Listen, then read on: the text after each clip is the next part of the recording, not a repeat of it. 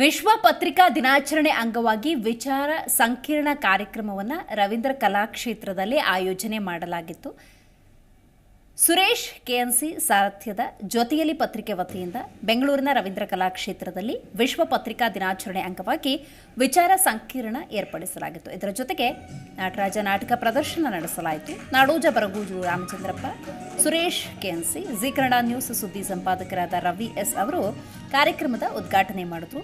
ನಂತರ ಮಾತನಾಡಿದ ಬರಗೂರು ರಾಮಚಂದ್ರಪ್ಪ, ಪ್ರಸ್ತುತ ದಿನಗಳಲ್ಲಿ ಪತ್ರಿಕೆಗಳ ಮಹತ್ವ ಮತ್ತು ಜವಾಬ್ದಾರಿ ಬಗ್ಗೆ ಮಾತನಾಡಿದರು. ಸಮಾಜವನ್ನು ತಿದ್ದುವ ಕೆಲಸದ ಜೊತೆಗೆ ತನ್ನ ವಿಶ್ವಾಸಾರ್ಹತೆಯ ಬಗ್ಗೆ ಮಾಧ್ಯಮಗಳು ಎಚ್ಚರ ವಹಿಸಬೇಕು ಅಂತ ಕಿವಿ ಮಾತು ಹೇಳಿದ್ರು.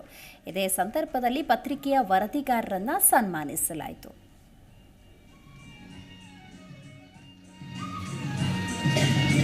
ಡಾಕ್ಟರ್ ಎಚ್ ರಂಗಶ್ರೀ ರಂಗಸ್ವಾಮಿ ಅವರು ಕರ್ನಾಟಕ ರಾಜ್ಯೋತ್ಸವ ಪ್ರಶಸ್ತಿ ಪುರಸ್ಕೃತರು, ಹಿರಿಯ ರಂಗಕರ್ಮಿಗಳು. ವಿಶ್ವ ಪತ್ರಿಕಾ ದಿನಾಚರಣೆ ಅನ್ನೋದು ಶುರುವಾಗಿದ್ದು ಪ್ರಪಂಚದಲ್ಲಿ 1994ರಿಂದ. ವಾಸ್ತವವಾಗಿ ಅದರ ಮೂಲ ಹೆಸರು ಪತ್ರಿಕಾ ಸ್ವಾತಂತ್ರ್ಯ ದಿನಾಚರಣೆ ಅಂತ ಹೇಳಿ. ಇವತ್ತು ಪತ್ರಿಕೆಗಳ ಸ್ವಾತಂತ್ರ್ಯವೂ ಮುಖ್ಯ, ಮಾಧ್ಯಮಗಳ ಸ್ವಾತಂತ್ರ್ಯವೂ ಮುಖ್ಯ, ಅದರ ಜೊತೆಗೆ ಮಾಧ್ಯಮಗಳಿಗೆ ವಿಶ್ವಾಸಾರ್ಹತೆ ಇದೆಯಲ್ಲ ಅದೂ ಮುಖ್ಯ. ಇಂಥ ಒಂದು ಬಿಕ್ಕಟ್ಟಿನ ಸಂದರ್ಭದ ಒಳಗಡೆ ಜೊತೆಯಲ್ಲಿ ಪತ್ರಿಕೆಯ ಸುರೇಶ್ ಮತ್ತು ತಂಡದವರು ವಿಶ್ವ ಪತ್ರಿಕಾ ದಿನಾಚರಣೆಯನ್ನು ಆಚರಿಸಿದ್ದಾರೆ. ಸುಮಾರು ಜನ ಅತಿಥಿಗಳು ಇಲ್ಲಿ ಭಾಗವಹಿಸಿದ್ದಾರೆ. ಇದರ ಜೊತೆಗೆ ಈ ಸಮಾರಂಭದ ಮುಖಾಂತರವಾಗಿ ಪತ್ರಿಕೆಯ ಮಹತ್ವ ಏನು, ಮಾಧ್ಯಮಗಳ ಮಹತ್ವ ಏನು ಮತ್ತು ಅವು ಯಾವ ದಿಕ್ಕಿನಲ್ಲಿ ಹೋಗ್ತಿವೆ, ಯಾವ ದಿಕ್ಕಿನಲ್ಲಿ ಹೋಗಬಾರ್ದು ಅನ್ನುವಂಥ ಎಲ್ಲ ವಿಷಯಗಳು ಈ ಸಮಾರಂಭದಲ್ಲಿ ಚರ್ಚಿತವಾಗಿವೆ. ಸುರೇಶ್ ಅವರು ತುಂಬ ಅದ್ಭುತವಾದ ಕಾರ್ಯಕ್ರಮ ಮಾಡ್ತಾ ಇದ್ದಾರೆ. ಅವ್ರ ಪತ್ರಿಕೆನೂ ಚೆನ್ನಾಗಿದೆ. ಪತ್ರಿಕೆಗಳು ಅಂತ ಬಂದಾಗ ಈಗ ಮೊದಲಿನ ಥರ ಇಲ್ಲ.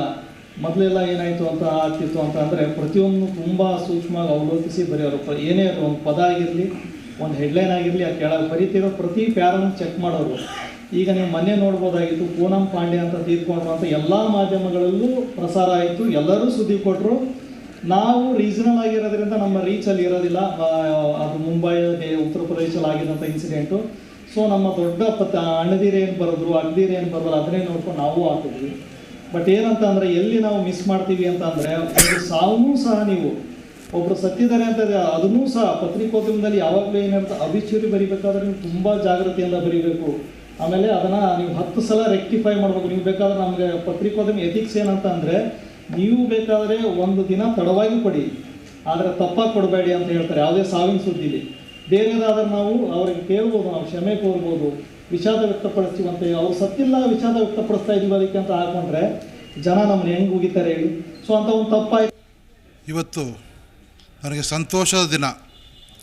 ಯಾಕಂದರೆ ನಯನ ರವೀಂದ್ರ ಕಲಾಕ್ಷೇತ್ರ ನಯನ ಆಡಿಟೋರಿಯಮಲ್ಲಿ ಪತ್ರಿಕೆಗಳ ದಿನಾಚರಣೆ ಇಟ್ಕೊಂಡಿದ್ವಿ. ಇವತ್ತು ಬಂದಂಥ ಗಣ್ಯರು ಅವರು ಹೇಳಿದಂಥ ಒಂದೊಂದು ಮಾತು ನನಗೆ ನನ್ನ ಮನಸ್ಸಿಗೆ ಸಮಾಧಾನ ಆಗಿದೆ.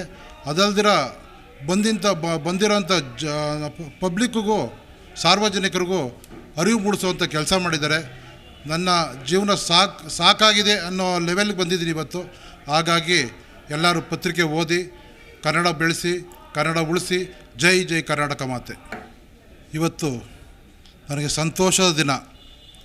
ಯಾಕಂದರೆ ಜಿ ಕನ್ನಡ ನ್ಯೂಸ್ ಈಗ ನಿಮ್ಮ ಮನೆಯಲ್ಲೇ ನೋಡಿ. ಎಲ್ಲ ಕೇಬಲ್ಗಳಲ್ಲಿ ಈಗ ಲಭ್ಯ. Sun Direct 292, Jio TV 1334, U Digital 162, City Cable 51, GTPL 17, Abhishek Cables 821, Rock Line telecommunication 51, Shri Basaveshwara number 60, Vinayaka Digital number 53, In Digital number 896ರಲ್ಲಿ. ನಿಮ್ಮಿಸ್ತದ ಜಿ ಕನ್ನಡ ನ್ಯೂಸ್ ನೋಡಿ ಆನಂದಿಸಿ.